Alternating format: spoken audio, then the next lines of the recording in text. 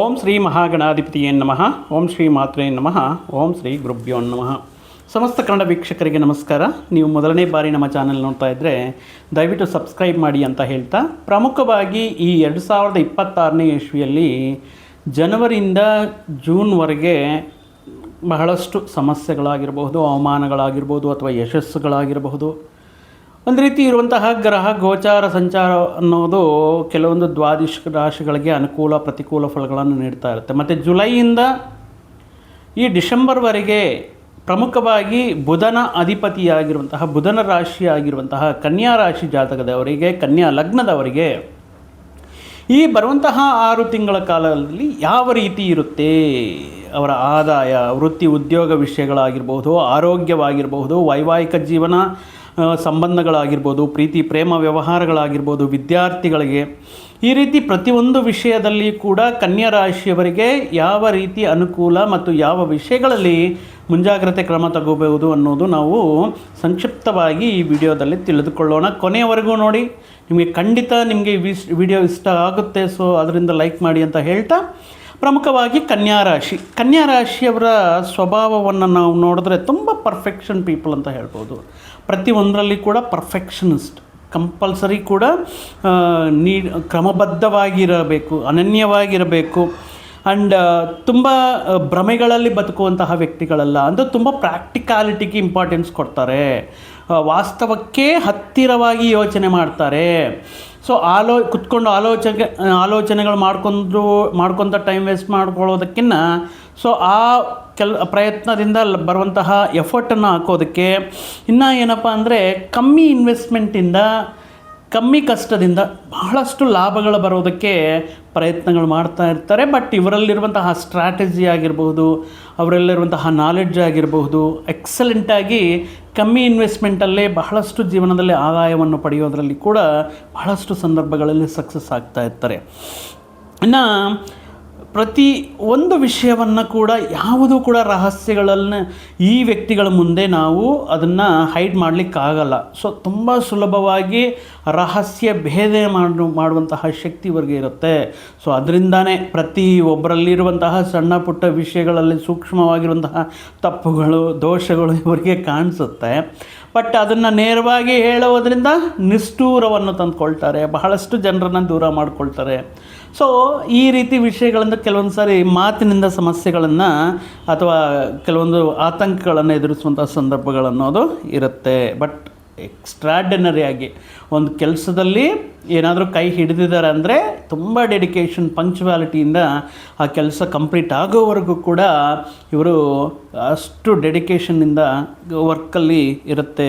ಇನ್ನು ಸುತ್ತಮುತ್ತಲಿರುವಂತಹ ವಾತಾವರಣವು ಕೂಡ ಯಾವಾಗಲೂ ಒಂದು ಪರ್ಫೆಕ್ಟಾಗಿರಬೇಕು, ಕ್ಲೀನಾಗಿರಬೇಕು, ಸ್ವಚ್ಛವಾಗಿರಬೇಕು, ಎಲ್ಲವೂ ಕೂಡ ಡಿಸಿಪ್ಲೈನ್ಡ್ ಆಗಿರಬೇಕು.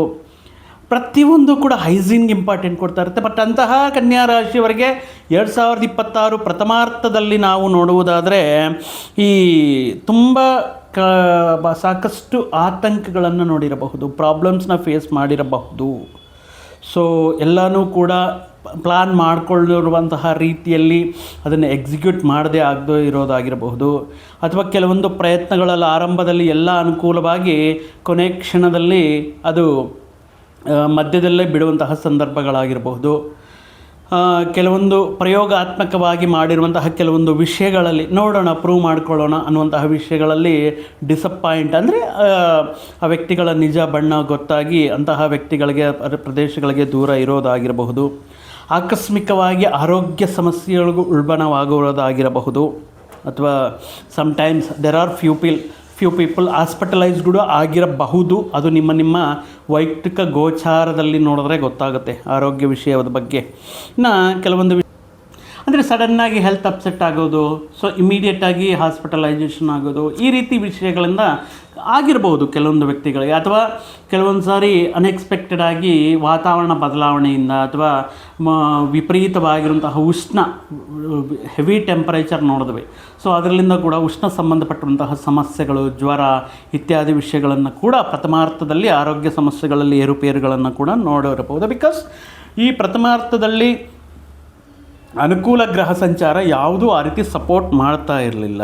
ಸೊ ಆಗಿರೋದ್ರಿಂದ ಕೆಲವೊಂದು ಆತಂಕಗಳನ್ನು ನೋಡಿರುವಂತಹ ಕನ್ಯಾ ರಾಶಿಯವರಿಗೆ yes definitely there will be a good phase, ಒಂದು ಬದಲಾವಣೆ, ಒಂದು ಶುಭ ವಿಷಯಗಳು ನಡೆಯೋದಕ್ಕೆ, ಕೆಲವೊಂದು ವಿಷಯಗಳ ಅನುಕೂಲ ರೀತಿಯಲ್ಲಿ ಆಗೋದಕ್ಕೆ ಈ ಜುಲೈಯಿಂದ ಗ್ರಹ ಸಂಚಾರ ಬದಲಾವಣೆ. ನಾವು ಈ ಜುಲೈಯಿಂದ ನಾವು ಡಿಸೆಂಬರ್ವರೆಗೆ ನೋಡಿದ್ರೆ ಪ್ರಮುಖವಾಗಿ ಆಗ್ತಾ ಇರುವಂತಹ ಗ್ರಹ ಸಂಚಾರ ಬದಲಾವಣೆಗಳಿಂದ ಗೋಚಾರ ಫಲಗಳಿಂದ ನಾವು ನೋಡುವಾಗ ಈ ರಾಹು ಧನಿಷ್ಠ ನಕ್ಷತ್ರಕ್ಕೆ ಅಂದರೆ ಕುಜನ ನಕ್ಷತ್ರ ಆಗಿರುವಂತಹ ಧನಿಷ್ಠ ನಕ್ಷತ್ರದ ಮೇಲೆ ಸಂಚಾರ ಮಾಡ್ತಾ ಇರೋದಾಗಿರ್ಬೋದು. ಇನ್ನು ಅಕ್ಟೋಬರ್ ಕೊನೆಯಲ್ಲಿ ಅತಿಚಾರ ಸಂಚಾರದಿಂದ ದೇವಗುರು ಬೃಹಸ್ಪತಿ ಈಗ ಕಟಕ ರಾಶಿಯಲ್ಲಿದ್ದು ಅವರು ಸಿಂಹರಾಶಿಗೆ ಮತ್ತು ಸಂಚಾರ ಬದಲಾಗ್ತಾ ಇರೋದಾಗಿರಬಹುದು. ಇನ್ನು ಪ್ರತಿ ಮಾಸದಲ್ಲಿ ಬದಲಾಗ್ತಾ ಇರುವಂತಹ 15ನೇ ತಾರೀಕು ರವಿ ಸಂಚಾರ ಬದಲಾವಣೆ ಆಗಿರ್ಬೋದು. ಇನ್ನು ಡಿಸೆಂಬರ್ ಮಾಸದಲ್ಲಿ ಆಲ್ಮೋಸ್ಟ್ 1.5 ಇಯರ್ ಆದಮೇಲೆ ರಾಹುಕೇತುಗಳ ಬದಲಾವಣೆ, ಈ ಇತ್ಯಾದಿ ವಿಷಯಗಳಿಂದ ಕನ್ಯಾ ರಾಶಿಯವರಿಗೆ ಪ್ರಮುಖವಾಗಿ ಅವರ ವೃತ್ತಿ ಉದ್ಯೋಗ ಸ್ಥಾನಗಳು ಯಾವ ರೀತಿ ಇರುತ್ತೆ ಅಂತ ನೋಡುವುದಾದರೆ ಕಂಪೇರ್ ಟು ಪ್ರೀವಿಯಸ್ ಮಂತ್ಸ್, ಅಂದರೆ ಫಸ್ಟ್ ಹಾಫ್ಗೆ ನಾವು ಕಂಪೇರ್ ಮಾಡಿದ್ರೆ ಈ ಟೈಮಲ್ಲಿ ತುಂಬ ಫೋಕಸ್ಡ್ ಆಗಿ ಧೈರ್ಯವಾಗಿ ನಿರ್ಧಾರಗಳು ತಗೊಳ್ತಾರೆ, ಉತ್ತಮ ರೀತಿಯಲ್ಲಿ ಜವಾಬ್ದಾರಿಗಳನ್ನು ಪೂರ್ತಿ ಮಾಡ್ತಾರೆ, ಕೊಟ್ಟಿರುವಂತಹ ಟಾಸ್ಕ್ಗಳನ್ನು ತುಂಬ ಎಫಿಷಿಯೆಂಟಾಗಿ ಕಂಪ್ಲೀಟ್ ಮಾಡ್ಕೊಳ್ತಾರೆ. ಯಾಕಂದರೆ ಇಲ್ಲಿ ಧನಿಷ್ಠ ನಕ್ಷತ್ರದಲ್ಲಿ ರಾಹು ಬರೋದು ಅನ್ನೋದು ಪ್ರಮುಖವಾಗಿ ಇದು ಕುಜನ ಆಗಿರುತ್ತೆ. ಯಾಕಂದರೆ ಇಲ್ಲಿ ತೃತೀಯ ಅಷ್ಟಮಾಧಿಪತಿ, ತೃತೀಯ ಸ್ಥಾನ ಅಂದ್ರೇ ಧೈರ್ಯ, ಪರಾಕ್ರಮ ಮತ್ತು ನಮ್ಮ ಈ ಸಿಬ್ಲಿಂಗ್ಸ್ ಪ್ಲೇಸ್ ಅಂತ ಹೇಳ್ತೀವಿ, ಪ್ರಯಾಣಗಳನ್ನೋದು ಹೇಳ್ತೀವಿ. ಸೊ ಆ ರೀತಿ ತೃತೀಯ ಅಷ್ಟಮಾಧಿಪತಿ ಕುಜನ ನಕ್ಷತ್ರವಾಗಿರುವಂತಹ ಧನಿಷ್ಠ ನಕ್ಷತ್ರದ ಮೇಲೆ ಈಗ ರಾಹು ಸಂಚಾರ ಅನ್ನೋದು ಏನಾಗ್ತಾ ಇದೆ ಅಂದರೆ ಒಂದು ರೀತಿ ವಿಪರೀತವಾಗಿರುವಂಥ ಆತ್ಮವಿಶ್ವಾಸ, ಧೈರ್ಯ, ಅಂದರೆ ಎಷ್ಟು ದಿನ ಅಂತ ಈ ರೀತಿ ನಾವು ಕೇಳದೆ ಇರಬೇಕು, ಕೇಳೋಣ, ಧೈರ್ಯವಾಗಿ ಕೇಳೋದು ಅಪ್ರೈಸಲ್ ಬಗ್ಗೆ, ಅಥವಾ ನಾನು ಇಷ್ಟು ಕಷ್ಟಪಡ್ತಾ ಇದ್ದೀನಲ್ವ, ನನಗೆ ಐಡೆಂಟಿಟಿ ಬರ್ತಾ ಇಲ್ಲ, ರಿಕಗ್ನೈಜೇಷನ್ ಬರ್ತಾ ಇಲ್ಲ, ನಾನು ಇಷ್ಟು ಹಾರ್ಡ್ ವರ್ಕಾಗಿ ನಾನು ಎಫರ್ಟ್ನ ನೀಡ್ತಾ ಇದ್ದೀನಿ, ಈ ರೀತಿ ವಿಷಯಗಳಲ್ಲಿ ಮತ್ತಷ್ಟು ಹಾರ್ಡ್ ವರ್ಕ್ ಮಾಡುವಷ್ಟು ಮತ್ತಷ್ಟು ಅನುಕೂಲ ಫಲಗಳನ್ನು ಪಡೆಯೋದಕ್ಕೆ ಅನುಕೂಲವಾಗಿರುತ್ತೆ.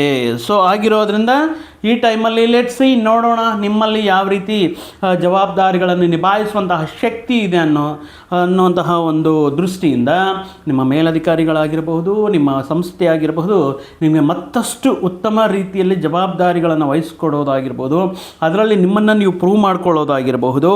ಸೊ ಎಕ್ಸ್ಪೆಷಲಿ ನಿಮಗೆ ಆಗಸ್ಟ್ 2 ನಂತರ ವೃತ್ತಿ ಉದ್ಯೋಗ ವಿಷಯಗಳಲ್ಲಿ ನಿಮ್ಮದೇ ಆಗಿರುವಂತಹ ಒಂದು ಪರ್ಟಿಕ್ಯುಲರ್ ಒಂದು ಬ್ರ್ಯಾಂಡ್ ಇಮೇಜ್ ಕ್ರಿಯೇಟ್ ಮಾಡಲಿಕ್ಕೆ, ಡಿಪೆಂಡೆನ್ಸಿ ಜಾಸ್ತಿ ಕ್ರಿಯೇಟ್ ಮಾಡ್ಕೊಳ್ಳೋದಕ್ಕೆ, ನಿಮ್ಮಲ್ಲಿರುವಂತಹ ಪ್ರತಿಭೆಗೆ ತಕ್ಕ ಗುರುತಿಸುವಿಕೆ ಸಿಗೋದಕ್ಕೆ ಈ ರೀತಿ ಅನುಕೂಲ ಇರುತ್ತೆ. ಇಲ್ಲ ನನಗೆ ಆಗ್ತಾ ಇಲ್ಲ, ನಾನು ಜಾಬ್ ಬದಲಾವಣೆ ಮಾಡಬೇಕು, ಇರುವಂತಹ ಜಾಬ್ ಈ ವಿಷಯಗಳಲ್ಲಿ ಅನುಕೂಲತೆ ಇಲ್ಲ ಅಂದರೆ ಏನಾದರೂ ಇದ್ರೂ ಕೂಡ ನೀವು ಆಗಸ್ಟ್ 2 ಒಳಗಡೆ ಮಾಡಿ, ಇಲ್ಲ ಅಂದ್ರೆ ಗುರುಗ್ರಹ ಬದಲಾವಣೆ ಆದಮೇಲೆ ಮಾಡಿ.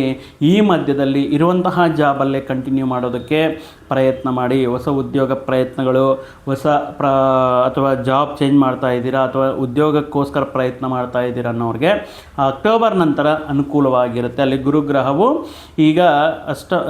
ಈಗ ಪರ್ಟಿಕ್ಯುಲರ್ ಆಗಿ ಗುರುಗ್ರಹ ಬದಲಾವಣೆ ಆದ ಮೇಲೆ ಸಿಂಹರಾಶಿಗೆ ಬಂದ ಮೇಲೆ ಅಕ್ಟೋಬರ್ ತಿಂಗಳ ಮೇಲೆ ಪ್ಲ್ಯಾನ್ ಮಾಡ್ಕೊಳ್ಳಿ. ಬಟ್ ಅಲ್ಲಿಯವರೆಗೂ ಸ್ವಲ್ಪ ಕಷ್ಟ ಅನಿಸಿದ್ರು ಕೂಡ ನಿಮ್ಮನ್ನು ನೀವು ಪ್ರೂವ್ ಮಾಡ್ಕೊಳ್ಳೋದಕ್ಕೆ this is the right time. So if you want to continue for a long time or if you want to quit immediately, so that is not so easy ಅಲ್ವಾ. If in case ನಿಮ್ಮಲ್ಲಿ ಕೈಯಲ್ಲಿ offer ಇದೆ, ಬೇರೆ ಕಡೆ ಹೋಗಲಿಕ್ಕೆ ಅವಕಾಶಗಳಿದೆ, yes you can go head and plan it accordingly. So ಅದು ಬಿಟ್ಬಿಟ್ಟು ಈಗ ಈ ಕರೆಕ್ಟಾಗಿ ನಿಮ್ಮನ್ನು ನೀವು ಪ್ರೂವ್ ಮಾಡ್ಕೊಳ್ಳೋ ಸಂದರ್ಭದಲ್ಲಿ, ಒಂದು ಐಡೆಂಟಿಟಿ ಸಿಗೋ ಸಮಯದಲ್ಲಿ ದಯವಿಟ್ಟು ಗಿವ್ ಅಪ್ ಮಾಡ್ಕೊಳ್ಳೋಕೆ ಹೋಗಬೇಡಿ. ಹೊಸ ಪ್ರಯತ್ನಗಳೇನಾದರೂ ಇದ್ದರೆ ಸ್ವಲ್ಪ ತಾಳ್ಮೆಯಿಂದ ಅಕ್ಟೋಬರ್ ಎಂಡಿಂಗ್ವರೆಗೂ ವೆಯ್ಟ್ ಮಾಡಿ, ಆದಮೇಲೆ ನೀವು ಪ್ರಯತ್ನಗಳು ಮಾಡಿಕೊಳ್ಳಿ. ಆದಾಯವು ಎಕ್ಸಲೆಂಟ್ ಆಗಿರುತ್ತೆ, ಇನ್ಕಮು ತುಂಬ ಚೆನ್ನಾಗಿರುತ್ತೆ, ಇನ್ಕಮ್ ಸೋರ್ಸಸ್ ಅನ್ನೋದು ಬೆಳೆಯುತ್ತೆ, ಆದಾಯ ಮಾರ್ಗಗಳನ್ನೋದು ಬೆಳೆಯುತ್ತೆ. ಇನ್ನು ಪರ್ಟಿಕ್ಯುಲರ್ ಆಗಿ ವ್ಯಯಸ್ಥಾನಕ್ಕೆ ಗುರು ಬಂದಿರೋದ್ರಿಂದ ಆದಾಯದ ಜೊತೆಗೆ ಇನ್ವೆಸ್ಟ್ಮೆಂಟ್ಗಳ ಬಗ್ಗೆ ಯೋಚನೆ ಮಾಡ್ತೀರಾ. ಅದು ಫ್ಯಾಮಿಲಿ ರಿಲೇಟೆಡ್ ಇನ್ವೆಸ್ಟ್ಮೆಂಟ್ಸ್, ಅದು ಮನೆ ಕಟ್ಟೋದಾಗಿರ್ಬೋದು, ಒಂದು ಸೈಟ್ ತಗೊಳ್ಳೋದಾಗಿರ್ಬೋದು, ಗೃಹ ನಿರ್ಮಾಣ ವಿಷಯಗಳಾಗಿರಬಹುದು. ಈ ವಿಷಯಗಳಲ್ಲಿ ಯಾಕಂದರೆ ಗುರು ವ್ಯಯಸ್ಥಾನದಲ್ಲಿದ್ದಾಗ ನೀವು ಮಾಡುವಂತಹ ಖರ್ಚು ಯಾವುದೇ ಅನಾವಶ್ಯಕ ಖರ್ಚು ಆಗುವುದಕ್ಕೆ ಚಾನ್ಸ್ ಇಲ್ಲ. ಯೋಗ್ಯಕರವಾಗಿರುವಂತಹ ಖರ್ಚು ಇರುತ್ತೆ. ಅದು ನಿಮ್ಮ ಸಂತಾನ ಅಭಿವೃದ್ಧಿಗೆ, ವಿವಾಹಗಳಿಗೆ, ಅಥವಾ ಒಂದು ಪ್ರಾಪರ್ಟಿ ಮಾಡೋದಕ್ಕೆ, ದೀರ್ಘಕಾಲ ರಿಟರ್ನ್ಸ್ ಕೊಡುವಂತಹ ಇನ್ವೆಸ್ಟ್ಮೆಂಟ್ಗಳು ಮಾಡೋದಕ್ಕೆ ಅನುಕೂಲ ಇರೋದರಿಂದ ಈ ರೀತಿ ಆದಾಯವನ್ನು ಸ್ವಲ್ಪ ಹೂಡಿಕೆಗಳ ಮೇಲೆ ಮಾಡಲಿಕ್ಕೆ ಮಾಡ್ತಾ ಇರ್ತೀರ. ಸೊ ಪ್ರಾಪರಾಗಿ ನಿಮ್ಮ ಆರ್ಥಿಕ ಫಿನಾನ್ಷಿಯಲ್ ಬಡ್ಜೆಟ್ ಅನ್ಕೋಬೋದು, ನಿಮ್ಮ ಫಿನಾನ್ಷಿಯಲ್ ಮ್ಯಾನೇಜ್ಮೆಂಟ್ ನೀವು ತುಂಬ ಅದ್ಭುತವಾಗಿರುತ್ತೆ. ಸೊ ಇಲ್ಲಿ ಪರ್ಟಿಕ್ಯುಲರ್ ಆಗಿ ಕನ್ಯಾ ರಾಶಿಯವರು ಒಂದು ಬಡ್ಜೆಟ್ ಮಾಡ್ಕೊಳ್ಳಿ. ಅಂದರೆ ನೀವು ಬರ್ತಾ ಇರುವಂತಹ ಆದಾಯ ಎಲ್ಲಿ, ಎಷ್ಟು ಮ್ಯಾಕ್ಸ್ ಟು ಮ್ಯಾಕ್ಸ್ ಎಷ್ಟು ನಾವು ಸೇವ್ ಮಾಡ್ಬೋದು, ಎಲ್ಲಿವರೆಗೂ ಸೇವ್ ಮಾಡ್ಬೋದು, ಯಾವುದರಲ್ಲಿ ನಮಗೆ ಲಾಭಗಳು ಬರುತ್ತೆ. ಸೊ ಆ ರೀತಿ ಅಂತ ಹೇಳಿಬಿಟ್ಟು ಶಾರ್ಟ್ಕಟ್ಟಲ್ಲಿ ಅನಾಲೋಚಿತವಾಗಿ ಇನ್ ಕೇಸ್ ಅನುಭವ ಇಲ್ಲದೆ ಶೇರ್ ಮಾರ್ಕೆಟು, ಮ್ಯೂಚುವಲ್ ಫಂಡ್ಸು ಇತ್ಯಾದಿ ವಿಷಯಗಳಲ್ಲಿ ಅನುಭವ ಇದ್ದರೆ okay. But if you are not aware of this, but ಯಾರೋ ಫ್ರೆಂಡ್ಸ್ ಹೇಳಿದ್ದಾರೆ, ಮತ್ತೊಬ್ಬರು ಯಾರೋ ಹೇಳಿದ್ದಾರೆ, ಗೈಡ್ ಮಾಡಿದ್ದಾರೆ ಅಂತ ಹೇಳಿಬಿಟ್ಟು ದಯವಿಟ್ಟು ನೀವು ಈ ರೀತಿ ಮಾಡ್ಕೊಳ್ಳೋದಕ್ಕೆ ಹೋಗಬೇಡಿ. ಗೋಲ್ಡ್ ಆಗಿರ್ಬೋದು ಅಥವಾ ಭೂಮಿ ಆಗಿರ್ಬೋದು ಇತ್ಯಾದಿ ವಿಷಯಗಳ ಮೇಲೆ ಇನ್ವೆಸ್ಟ್ಮೆಂಟ್ ಮಾಡೋದು ನಿಮಗೆ ಈಗ ಸದ್ಯಕ್ಕಿಲ್ದಿದ್ದರೂ ಕೂಡ ದೀರ್ಘಕಾಲಿಕವಾಗಿ ನಿಮಗೆ ಲಾಭಗಳನ್ನು ತಂದುಕೊಡುತ್ತೆ. So wealth management, budget planning ಅನ್ನೋದು ಈ ಟೈಮಲ್ಲಿ ಎಕ್ಸಲೆಂಟ್ ಆಗಿರುತ್ತೆ. ಅದ್ರ ಪ್ರಕಾರನೇ ನೀವು ನಿಮ್ಮ ಫ್ಯೂಚರ್ಗೆ ಫಿನಾನ್ಷಿಯಲ್ ಪ್ಲಾನಿಂಗ್ ಮಾಡ್ಕೊಳ್ತೀರಾ. ಅದಕ್ಕೆ ತಕ್ಕಂತೆ ಅನುಕೂಲವಾಗಿರುವಂತಹ ಗ್ರಹ ಸ್ಥಿತಿಯೂ ಕೂಡ ಇದೆ.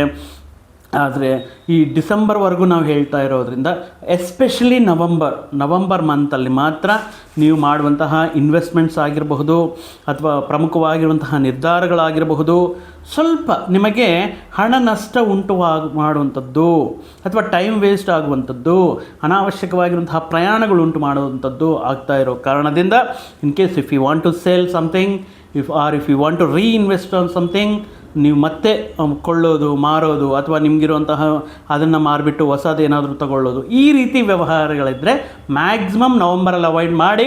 ಇಲ್ಲ ನೀವು ನಿಮ್ಮ ವೈಯಕ್ತಿಕ ಜಾತಕವನ್ನು ಪರಿಶೀಲನೆ ಮಾಡಿಕೊಂಡು ಅಲ್ಲಿ ಈಗ ನಡೀತಾ ಇರುವಂತಹ ದಶೆ ಭುಕ್ತಿ ಮತ್ತು ಗ್ರಹಗಳ ಸ್ಥಾನಮಾನ, ಸೂಕ್ಷ್ಮ ಗೋಚಾರ ಇತ್ಯಾದಿ ವಿಷಯಗಳನ್ನು ನೀವು ವೈಯಕ್ತಿಕ ಜಾತಕ ವಿಶ್ಲೇಷಣೆ ಮುಖಾಂತರ ತಿಳ್ಕೊಂಡು ಮುಂದಕ್ಕೆ ಹೋಗೋದು ಅಥವಾ ಅದಕ್ಕೆ ತಕ್ಕಂಥ ರೆಮಿಡೀಸ್ ಮಾಡಿಕೊಂಡು ಮುಂದಕ್ಕೆ ಹೋಗೋದು ಕೂಡ ಅದ್ಭುತವಾಗಿ ನಮಗೆ ಇರುತ್ತೆ. ಇನ್ನು ಪ್ರಾಪರ್ಟೀಸ್ ರಿಲೇಟೆಡ್ ಅಂತ ನೋಡುವುದಾದರೆ, ಇನ್ನು ಡಿಸೆಂಬರ್ 5ರಿಂದ ಲಾಭಸ್ಥಾನಕ್ಕೆ ಕೇತು ಆಧ್ಯಾತ್ಮಿಕವಾಗಿ ನಿಮ್ಮನ್ನು ನೀವು ಅಂದರೆ ಒಂದು ರೀತಿ ಗೋಚರವಾಗಿರುವಂತಹ ಯಾವುದೋ ಒಂದು ಶಕ್ತಿ ನಮ್ಮನ್ನು ಕಾಪಾಡ್ತಾ ಇದೆ. ಸಮಸ್ಯೆ ಅಂತ ಬಂದಾಗ ನಿಮ್ಮ ನಂಬ್ಕೊಂಡಿರುವಂತಹ ದೇವರು, ನಿಮ್ಮ ಅದೃಷ್ಟ ದೇವರು, ನಿಮ್ಮ ಮನೆ ದೇವರು ಅಥವಾ ನೀವು ಪ್ರತಿನಿತ್ಯವೂ ಕೂಡ ಆರಾಧಿಸುವಂತಹ ದೈವ ಭಕ್ತಿ ನಿಮ್ಮ ಜೀವನದಲ್ಲಿ ಕೆಲವೊಂದು ಪವಾಡಗಳು ಮಾಡಿಸುತ್ತೆ. ಆ ದೈವಶಕ್ತಿ ಕೆಲವೊಂದು ವಿಷಯಗಳಲ್ಲಿ ನಿಮ್ಮ ಅನಿಸಿಕೆಗಳ ಎಕ್ಸ್ಪೆಕ್ಟೇಷನ್ಸ್ ಮೀರುವ ರೀತಿಯಲ್ಲಿ ಆ ದೈವಶಕ್ತಿ ಅದ್ಭುತವಾಗಿ ಮಿರಾಕಲ್ ಅನ್ನೋ ರೀತಿಯಲ್ಲಿ ನಡೆಸ್ತಾ ಇರುತ್ತೆ. ಸೊ ಇಲ್ಲಿ ಕೇತು ಲಾಭಸ್ಥಾನಕ್ಕೆ ಬರ್ತಾ ಇದ್ದಾರೆ. ಆದರೆ ಪಂಚಮ ಸ್ಥಾನದಲ್ಲಿ ರಾಹು ಬರ್ತಾ ಇದ್ದಾರೆ ಡಿಸೆಂಬರ್ 5ರಿಂದ. ಸೊ ಆಗಿರೋದ್ರಿಂದ ಪ್ರಾಪರ್ಟೀಸ್ ರಿಲೇಟೆಡ್ ಏನಾದರೂ ಪ್ಲಾನ್ ಮಾಡ್ತಾ ಇದ್ದೀರಾ, ವೆಹಿಕಲ್ ತಗೊಳ್ತಾ ಇದ್ದೀರಾ, ಭೂಮಿ ಪರ್ಚೇಸ್ ಮಾಡ್ತಾ ಇದ್ದೀರಾ, ಈ ರೀತಿ ವಿಷಯಗಳ ಈ ಪರ್ಟಿಕ್ಯುಲರ್ ಸಂದರ್ಭಗಳಲ್ಲಿ ಈ ರಾಹುಗ್ರಹ ಅಂದರೆ ಡಿಸೆಂಬರ್ ಒಳಗಡೆ, ನಾನು ಇದಕ್ಕೆ ಮುಂಚೆ ಹೇಳ್ದಂಗೆ ಡಿಸೆಂಬರ್ ಒಳಗಡೆ ಪ್ಲ್ಯಾನ್ ಮಾಡ್ಕೊಳ್ಳಿ. ಅದು ಕೂಡ ವ್ಯಯ ಸ್ಥಾನದಲ್ಲಿ ಗುರು ಏನು ಮಾಡ್ತಾರೆ ಅಂದರೆ, ಒಂದು ರೀತಿ ಗುರು ಅಂದ್ರೆ ಒಂದು ಪ್ಲೆಸೆಂಟ್ ಪ್ಲ್ಯಾನೆಟ್, ಶುಭ ಫಲಗಳನ್ನು, ಶುಭ ಗ್ರಹ ಆಗಿರುತ್ತೆ, ಮನಸ್ಸಿಗೆ ನೆಮ್ಮದಿ ಪ್ರಶಾಂತತೆ ನೀಡುವಂತಹ. So in case if you are planning something like ಔಟ್ಸ್ಕಟ್ಸಲ್ಲಿ, ಯಾಕಂದರೆ ಅಲ್ಲಿ ನಿಮಗೆ ಬಡ್ಜೆಟಿಗೆ ತಕ್ಕಂತೆ ಪ್ರಶಾಂತವಾಗಿರುವಂತಹ ಒಂದು ಪ್ರದೇಶದಲ್ಲಿ ಈಗೀಗ ಡೆವಲಪ್ ಆಗ್ತಾ ಇರುವಂತಹ ಪ್ಲೇಸಲ್ಲಿ ಅಲ್ಲಿ ಏನಂದರೆ ನಿಮಗೆ ಸೊ ಕಮ್ಮಿ ದರದಲ್ಲೂ ಸಿಗುತ್ತೆ, ಒಂದು ಪ್ರಶಾಂತವಾಗಿರುವಂತಹ ಜೀವನವನ್ನು ನೋಡೋದಕ್ಕೆ ಈ ನಿಮಗೆ ಅನುಕೂಲವಾಗಿರುತ್ತೆ ಅನ್ನುವಂತಹ ಉದ್ದೇಶದಿಂದ ಭಾಳಷ್ಟು ದುಡ್ಡು ಹಾಕಿ ಇನ್ವೆಸ್ಟ್ಮೆಂಟ್ ಮಾಡಿ ಎಗೈನ್ ಈ ಪರ್ಟಿಕ್ಯುಲರ್ ಗಜಿಬಿಜಿ ಫುಲ್ಲು ಟ್ರಾಫಿಕ್ಕು, ಕೆಲವೊಂದು ವಿಷಯಗಳಲ್ಲಿ ವಿಪರೀತವಾಗಿರುವಂತಹ ಜನಾವಾಸಗಳಲ್ಲಿ ಆ ಕಾಂಕ್ರೀಟ್ ಜಂಗಿಲಲ್ಲಿ ಮಾಡೋದಕ್ಕಿಂತ ಸೊ ದೂರದಲ್ಲಿ ಒಂದು ಔಟ್ಸ್ಕಟ್ಸಲ್ಲಿ ಏನಾದರೂ ಆಲ್ರೆಡಿ ಪ್ಲ್ಯಾನ್ ಮಾಡ್ಕೊಳ್ತಾ ಇದ್ದರೆ this is the best time. ಅದು ನವಂಬರ್ 5 ಒಳಗಡೆ ಮಾಡ್ಕೊಳ್ಳಿ. ಯಾಕೆ ಹೇಳ್ತಾ ಇದ್ದೀನಿ ಅಂದರೆ, ಪಂಚಮ ಸ್ಥಾನಕ್ಕೆ, ಲಕ್ಷ್ಮೀ ಸ್ಥಾನಕ್ಕೆ ರಾಹು ಆಗಮನೆ ಆಗ್ತಾ ಇರೋದ್ರಿಂದ ಡಿಸೆಂಬರ್ 5 ಆಗಿರೋ ಮೇಲೆ ಇಲ್ಲಿ ಸ್ವಲ್ಪ ಲಿಟಿಗೇಷನ್ ಪ್ರಾಪರ್ಟಿ ಆಗಿರ್ಬೋದು ಅಥವಾ ನೀವೊಂದು ನೋಡಿರ್ತೀರಾ. ಬಟ್ ಪರ್ಟಿಕ್ಯುಲರ್ ಕೆಲವೊಂದು ವ್ಯಕ್ತಿಗಳು ಏನು ಮಾಡ್ತಾರೆ ಅಂದರೆ, ವಿದೇಶದಲ್ಲಿರೋರು ವಿತೌಟ್ ಸೈಟ್ ಸೀಯಿಂಗ್ ಅಲ್ಲಿಗೆ ಬಂದು ನೇರವಾಗಿ ನೋಡಿದೆ ಸೊ ವಿತ್ ವಿಡಿಯೋ ಕಾಲೋ ಅಥವಾ ಮತ್ತೊಂದು ವ್ಯಕ್ತಿಗಳು ಮೂರನೇ ವ್ಯಕ್ತಿ ಮಾತುಗಳನ್ನು ಕೇಳಿ ಇನ್ವೆಸ್ಟ್ಮೆಂಟ್ ಪ್ಲಾನ್ ಮಾಡ್ತಾ ಇರ್ತಾರೆ. So you have to be very careful. Documentation ಆಗಿರ್ಬೋದು, ನೇರವಾಗಿ ವಿಸಿಟ್ ಮಾಡಿಬಿಟ್ಟು ಏನಾದರೂ ಲೀಗಲ್ ಇಶ್ಯೂಸ್ ಇದೆಯಾ ಚೆಕ್ ಮಾಡೋದಾಗಿರ್ಬಹುದು. ಈ ವಿಷಯಗಳನ್ನು ನೀವು ಮಾಡಿಕೊಂಡು ನೀವು ನವಂಬರ್ 5 ಮೇಲೆ ನಿಮ್ಮ ಪ್ರಾಪರ್ಟೀಸ್ ಇನ್ವೆಸ್ಟ್ಮೆಂಟ್ ಪ್ಲಾನ್ ಮಾಡ್ಕೋಬೇಕಾಗಿರುತ್ತೆ. ಸೊ ಗುರು ವ್ಯಯಸ್ಥಾನದಲ್ಲಿರೋದ್ರಿಂದ ಈ ಟೈಮಲ್ಲಿ ಒಂದು ರೀತಿ ಪ್ರಶಾಂತತೆ, ಒಂದು ನೆಮ್ಮದಿ ಅನ್ನೋದಿರುತ್ತೆ. ಮುಖ್ಯವಾಗಿ ಲಾಭದಲ್ಲಿರುವಂತಹ ಕೇತು ಆಧ್ಯಾತ್ಮಿಕವಾಗಿ ಯಾವುದೋ ಒಂದು ದೈವ ಬಲ ನಮ್ಮನ್ನು ಅನುಗ್ರಹ ನೀಡ್ತಾ ಇದೆ. ಯಾರೋ ಒಬ್ಬ ಗುರುಗಳ ರೂಪದಲ್ಲಿ ನಮಗೆ ಪ್ರಶಾಂತತೆ ನೀಡ್ತಾ ಇದ್ದಾರೆ, ಯಾರೋ ಒಬ್ಬ ಮಾರ್ಗದರ್ಶಕರು ನಮ್ಮ ಜೀವನದಲ್ಲಿ ಸಿಕ್ಕಿದ್ದಾರೆ ಅನ್ನುವಂತಹ ಒಂದು ಆಧ್ಯಾತ್ಮಿಕವಾಗಿರುವಂತಹ ಒಂದು ಶಕ್ತಿ ನಿಮ್ಮನ್ನು ನಿಮ್ಮ ಕೆಲಸಗಳಲ್ಲಿ ಮುಂದುವರಿಸುತ್ತೆ. ಮತ್ತು ಮ್ಯಾರಿಟಲ್ ಲೈಫ್ ಯಾವ ರೀತಿ ಇರುತ್ತೆ ಅಥವಾ ಲೈಫ್ ಯಾವ ರೀತಿ ಇರುತ್ತೆ, ಪ್ರೀತಿ ಪ್ರೇಮ ಸಂಬಂಧಗಳು, ವೈವಾಹಿಕ ಜೀವನ ಹೇಗಿರುತ್ತೆ ಅಂದರೆ ತುಂಬ ಅದ್ಭುತವಾಗಿರುತ್ತೆ, ಎಕ್ಸಲೆಂಟ್ ಆಗಿರುತ್ತೆ. ಯಾಕಂದರೆ ಫ್ಯಾಮಿಲಿ ಸಂಬಂಧಪಟ್ಟಿರುವಂತಹ ಟ್ರಿಪ್ಸ್, ಫ್ಯಾಮಿಲಿ ಜೊತೆ ಕಳೆಯುವಂತಹ ಕೆಲವೊಂದು ಶುಭ ಗಳಿಗೆಗಳು. ಬಟ್ ಎಲ್ಲಿ ಹುಷಾರಾಗಿರಬೇಕು ಅಂದರೆ ಪರ್ಟಿಕ್ಯುಲರಾಗಿ ಕೆಲವೊಂದು ಫ್ಯಾಮಿಲಿಗೆ ಸಂಬಂಧಪಟ್ಟಿರುವಂತಹ ರಹಸ್ಯಗಳನ್ನು, ಪ್ರೈವಸಿಯನ್ನು ದಯವಿಟ್ಟು ಈಗ ಮಾಡ್ತಾ ಇರುವಂತಹ ಜನ್ರೇಷನ್ ಫುಲ್ ಅದೇ ಸ್ಟೇಟಸ್ಸಲ್ಲ. ತೋರಿಸುವಿಕೆ ಯಾಕೆ, ನಿಮ್ಮಲ್ಲಿರುವಂತಹ bonding, you visited so many places, ಅದು ಇರಲಿ. ನಿಮ್ಮ ಪ್ರೈವಸಿನ do not post into any social media ಅಥವಾ ಪ್ರೈವೇಟ್ ವೆಬ್ಸೈಟ್ಸಲ್ಲಿ ಪೋಸ್ಟ್ ಮಾಡೋದು ಬೇಡ. ಯಾಕಂದರೆ ಈಗ ಬಂದಿರುವಂತಹ ತಂತ್ರಜ್ಞಾನ ಈ ವಿಷಯಗಳಲ್ಲಿ, ಅಂದರೆ ನೀವು ಪೋಸ್ಟ್ ಮಾಡಿರುವಂತಹ ವಿಷಯಗಳಿಗೆ ಯಾರೋ ಸ್ಟ್ರೇಂಜ್ ಪರ್ಸನ್ ಅದನ್ನು ದುರ್ಬಳಕೆ ಮಾಡ್ಕೋಬಹುದು. ಅಥವಾ ಯಾರಾದರೂ ಪರ್ಟಿಕ್ಯುಲರ್ ಮತ್ತೊಂದು ವಿಷಯಗಳಲ್ಲಿ ಅದನ್ನು ಕೆಳಗಡೆ ಹಾಕುವಂತಹ ಕಮೆಂಟ್ಗಳ ಮುಖಾಂತರ ನಿಮ್ಮ ಮನಸ್ಸಿಗೆ ಅಥವಾ ನಿಮ್ಮ ಸಂಬಂಧಗಳಲ್ಲಿ ಬಿರುಕು ಮೂಡಿಸುವಂತಹ ಸಮಸ್ಯೆಗಳು ಬರ್ಬೋದು. ಸೊ ಆಗಿರೋದ್ರಿಂದ ಬಿ ಕೇರ್ಫುಲ್. ನಿಮ್ಮ ಪರ್ಸನಲ್ ವಿಷಯಗಳು ಎಂಜಾಯ್ ಮಾಡಿ, ಈ ಫ್ಯಾಮಿಲಿ ಜೊತೆ ಸಾಕಷ್ಟು ಟೈಮ್ ಸ್ಪೆಂಡ್ ಮಾಡಿ, but do not to showcase this. ನಿಮ್ಮ ಆಪ್ತರ ಜೊತೆಗೆ, ಗೆಳೆಯರ ಜೊತೆಗೆ ಇಟ್ಸ್ ಓಕೆ. ಬಟ್ ಈಗ ನಾವು ನೋಡ್ತಾ ಇದ್ದೀವಿ, ಸೊ ವೇರೆವರ್ ಸೋಷಿಯಲ್ ಮೀಡಿಯಾ ಅಂತ ಹೇಳ್ಬಿಟ್ಟು ಎಲ್ಲಿ ನೋಡಿದ್ರೂ ವ್ಯಕ್ತಿಗಳು ವಿತ್ ಸ್ಪೌಸ್ ಅಂತನೋ, ವಿತ್ ಸಿಸ್ಟರ್ ಅಂತನೋ, ವಿತ್ ಫ್ಯಾಮ್ಲಿ ಅಂತನೋ, ಆ ರೀತಿ ನಿಮ್ಮ ಪ್ರೈವೇಟ್ ವಿಷಯಗಳನ್ನು, ಪ್ರೈವೇಟ್ ಫೋಟೋಗಳನ್ನು ದಯವಿಟ್ಟು ನೀವು ಓಪನ್ ಪಬ್ಲಿಕ್ಕಲ್ಲಿ do not showcase this at all. So ಆಗಿರೋದ್ರಿಂದ ಸ್ವಲ್ಪ, ಯಾಕಂದರೆ ರಾಹು ಪಂಚಮಕ್ಕೆ ಬಂದ ಮೇಲೆ ಪ್ರೀತಿ ಪ್ರೇಮ ವ್ಯವಹಾರಗಳಲ್ಲಿ ಅಥವಾ ಸಂಬಂಧಗಳಲ್ಲಿ ಸಪ್ತಮಾಧಿಪತಿ ಗುರು ವ್ಯಯಸ್ಥಾನಕ್ಕೆ ಬಂದ ಮೇಲೆ ಷಷ್ಠಸ್ಥಾನವನ್ನು ಆ್ಯಕ್ಟಿವೇಟ್ ಮಾಡ್ತಾ ಇರೋದ್ರಿಂದ ಇಲ್ಲಿ ನಿಮಗೆ ನೀವೇ ಶತ್ರುಗಳನ್ನು ಉಂಟು ಮಾಡ್ಕೊಳ್ತೀರಾ. ಯಾರೋ ಗೊತ್ತಿರಲ್ಲ, ಮುಖ ಪರಿಚಯ ಇರೋಲ್ಲ, ಅಂತಹ ವ್ಯಕ್ತಿಗಳು ನಿಮಗೆ ಶತ್ರುಗಳಾಗಿ ಕಾಡುವಂತಹ ಸಾಧ್ಯತೆ ಇರುತ್ತೆ. So be aware of this. ಈ ವಿಷಯದಲ್ಲಿ ಸ್ವಲ್ಪ ಪ್ರೈವಸಿಯನ್ನು ಮೇಂಟೈನ್ ಮಾಡಿಕೊಳ್ಳಿ ಅಂತ ಹೇಳ್ತಾ ಇದ್ದೀನಿ. ಇನ್ನು ಆರೋಗ್ಯ ವಿಷಯದಲ್ಲಿ ಪರ್ಟಿಕ್ಯುಲರಾಗಿ ಕನ್ಯಾ ರಾಶಿ ತುಂಬ ದಿನಗಳಿಂದ ಅದು ಗೊತ್ತಿಲ್ಲದೋ ಸ್ವಯಂಕೃತ ಅಪರಾಧನೂ ಗೊತ್ತಿಲ್ಲ, ಬಟ್ ನಿದ್ದೆ ತುಂಬ ತುಂಬ ತುಂಬ ತುಂಬ ಕಮ್ಮಿ ಮಾಡ್ಕೊಳ್ತಾ ಇದ್ದೀರಾ. ಮೈಂಡ್ ಜಾಸ್ತಿ ಆ್ಯಕ್ಟಿವ್ ಆಗ್ತಾ ಇದೆ. ಅದು ಅನಾವಶ್ಯಕವಾಗಿರುವಂತಹ ವಿಷಯಗಳ ಬಗ್ಗೆ ಜಾಸ್ತಿ ಯೋಚನೆ ಮಾಡೋದು, ಪ್ರತಿಯೊಂದು ಚಿಕ್ಕ ವಿಷಯಕ್ಕೂ ಓವರಾಗಿ ರಿಯಾಕ್ಟ್ ಆಗೋದು, ಅಥವಾ ಅನಾವಶ್ಯಕವಾಗಿ ಈ TV, ಮೊಬೈಲ್, ಟ್ಯಾಬ್ಲೆಟ್ ಇತ್ಯಾದಿ ವಿಷಯಗಳ ಮುಖಾಂತರ ಪ್ರತಿದಿನ ಮಿಡ್ನೈಟ್ 1 o'clock 2 o'clockವರೆಗೂ ಕೂಡ ವಿತೌಟ್ ಸ್ಲೀಪಿಂಗ್. ಈ ನಿದ್ದೆ ಕನಿಷ್ಠ ಅವಶ್ಯಕತೆ ನಿಮಗೆ ಈ ಸಂದರ್ಭದಲ್ಲಿ. ಪ್ರಾಪರಾಗಿ ಸ್ಲೀಪ್ ಇಲ್ಲದಿದ್ದರೆ ಅದು ಸ್ಟಾರ್ಟ್ ಆಗಿ ಒಂದೊಂದೇ ಅನಾರೋಗ್ಯ ಸಮಸ್ಯೆಗಳನ್ನು ಉಂಟು ಮಾಡುತ್ತೆ. ಯಾವ ರೀತಿ ಡೈಜೆಷನ್ ಸಿಸ್ಟಮ್ ಮೇಲೆ ಎಫೆಕ್ಟ್ ತೋರಿಸುತ್ತೆ.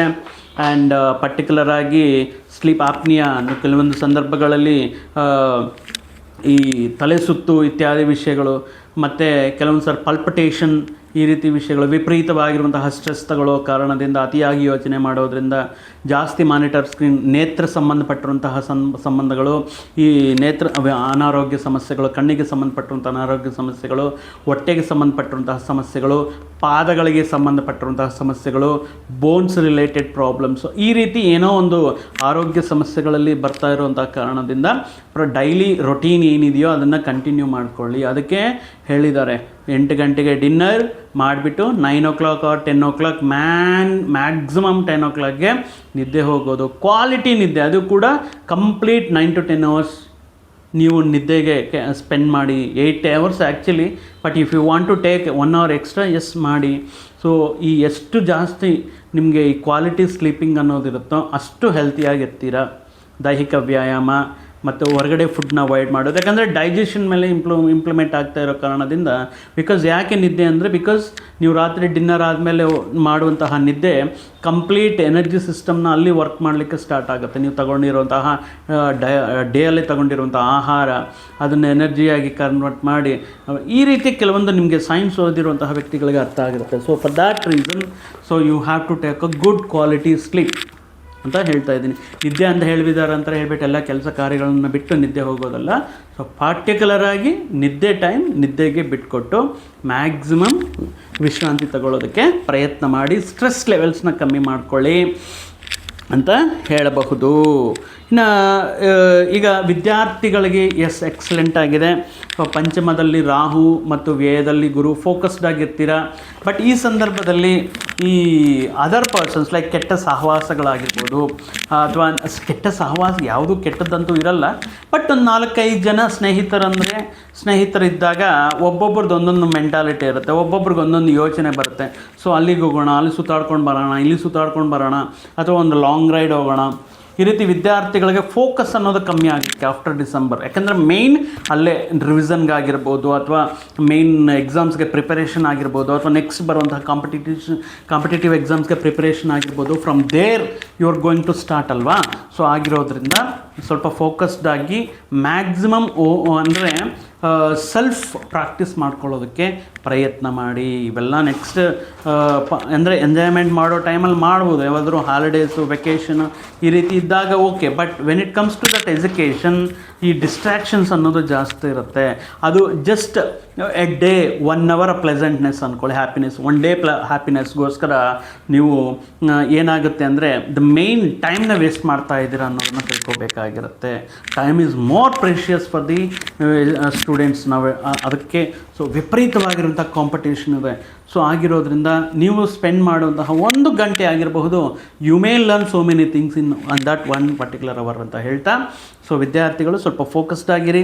ಸೊ ಡೆಫಿನೆಟ್ಲಿ ಕೂಡ you will get extraordinary result ಬರಲಿಕ್ಕೆ ಚಾನ್ಸಸ್ ಇರುತ್ತೆ. But self practice is more important ಅಂತ ಹೇಳ್ತಾ ಇದ್ದೀನಿ. ಸೊ ನೋಡಿದಿರಲ್ವ, ಕನ್ಯಾ ರಾಶಿಯವರಿಗೆ ಪ್ರಮುಖವಾಗಿ ಸಂಬಂಧಗಳಲ್ಲಿ, ಪ್ರೀತಿ ಪ್ರೇಮ ಸಂಬಂಧಗಳಾಗಿರ್ಬೋದು, ದಯವಿಟ್ಟು ಪ್ರೈವಸಿನ ಕಾಪಾಡಿಕೊಳ್ಳಿ. ಆರೋಗ್ಯ ಸಮಸ್ಯೆಗಳ ಬಗ್ಗೆ ನಿದ್ದೆ, ಕನಿಷ್ಠವಾಗಿರುವಂತಹ ನಿದ್ದೆ ಕಂಪಲ್ಸರಿ ಆಗಿರುತ್ತೆ. ಹೂಡಿಕೆಗಳು, ಇನ್ವೆಸ್ಟ್ಮೆಂಟ್ ವಿಷಯಗಳ ಬಗ್ಗೆ ನೋಡುವುದಾದರೆ ಏನಾದರೂ ಸ್ವಲ್ಪ November 5th ಒಳಗಡೆ ಪ್ಲಾನಿಂಗ್ ಮಾಡ್ಕೊಳ್ಳೋದಕ್ಕೆ ಪ್ರಯತ್ನ ಮಾಡಿ. ಐ ಥಿಂಕ್ ನಿಮ್ಗೆ ಈ ವಿಡಿಯೋ ಇಷ್ಟವಾಗಿರುತ್ತೆ ಅಂದ್ಕೊಳ್ತೀನಿ. ಸೊ ಮತ್ತೊಂದು ವಿಡಿಯೋ ಜೊತೆಗೆ, ಮತ್ತೊಂದು ಆಸಕ್ತಿಕರ ವಿಷಯದ ಜೊತೆಗೆ ನಿಮ್ಮ ಮುಂದೆ ಮತ್ತೆ ಬರ್ತೀನಿ. ಅಲ್ಲಿಯವರೆಗೂ ಸರ್ವೇ ಜನಾಂ ಸುಖಿನೋ ಭವಂತು, ಸಮಸ್ತ ಸನ್ಮಂಗಳಾನಿ ಭವಂತು. ಜೈ ಶ್ರೀ.